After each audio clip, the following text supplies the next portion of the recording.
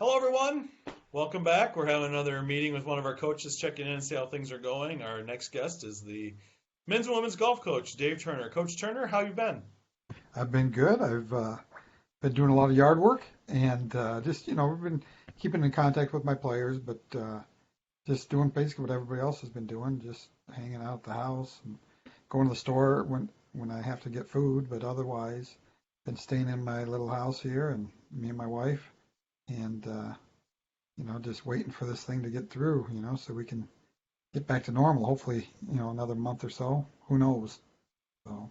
Before we started this interview, this is usually one of the busiest times of the year for you. And you mentioned to me your yard has never looked better at this time of the year. Yeah, no, my backyard, it was a mess, and so it's actually, the best it's ever looked. No doubt about it. I'm getting to things that I never would have gotten to in a normal springtime season. So that's the only positive thing about this thing. Otherwise, the rest has been kind of a disaster. And how are you and Barb handling all this time together? Oh, This it's extra good. time.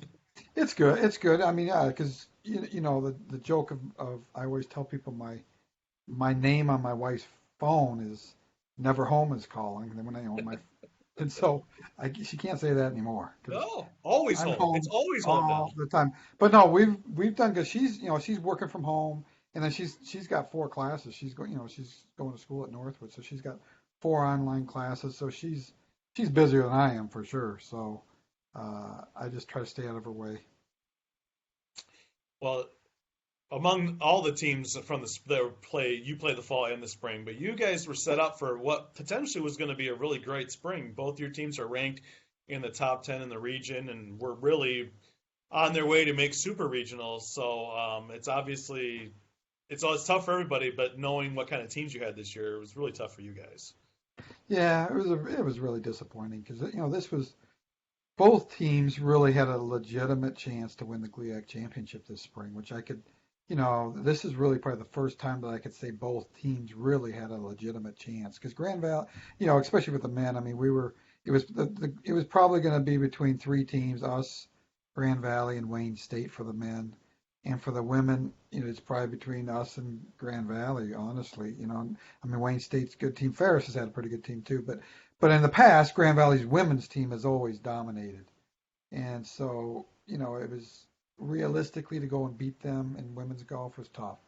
So, but this year, I mean, I really felt like we had a chance for sure. So, we'll see, what happens next year with, I know, everybody's senior has a chance to come back if they can. And I'm sure every other team's going to be, doing the same thing. So we'll see what happens.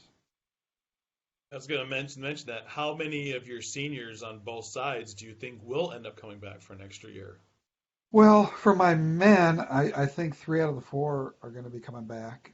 Cam and Austin and Jagger, I think are coming back. Nate for sure is not coming back. He just accepted a job down in Troy just last week, so he's on his way to a good career, I'm sure. And but all four of my women are not coming back.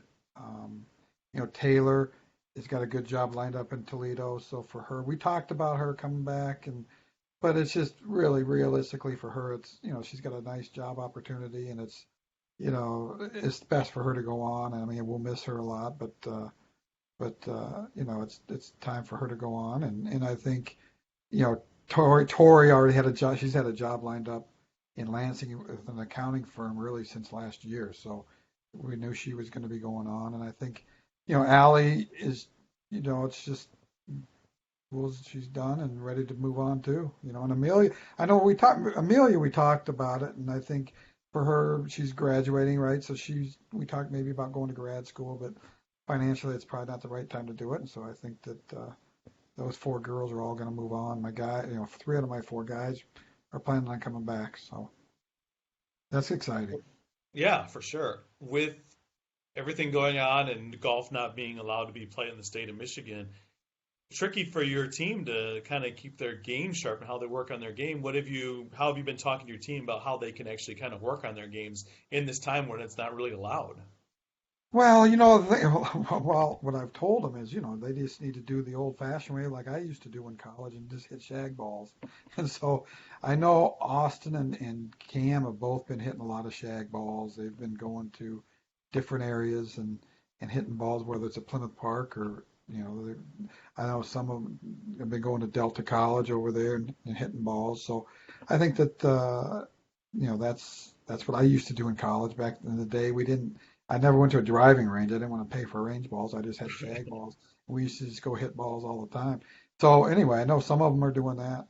I know Sydney, they've got a thing set up in their backyard. She can hit 80, 90-yard shots, maybe even 100-yard shots. So I know she's been doing that. And, I think some have been putting in the basements. But, nothing's quite like actually being out playing on the golf course. But, and I know some before the governor cracked down on for sure golf not being able to play. I know a lot of them were playing because the spring has been nice. So I know a lot of them were playing for a while there until they cracked down on it. So Well, the weather's taken a turn in the last few days, so they're not exactly yeah, missing out on it's playing not right very now good. anyway. This is more of a typical spring right now. Right.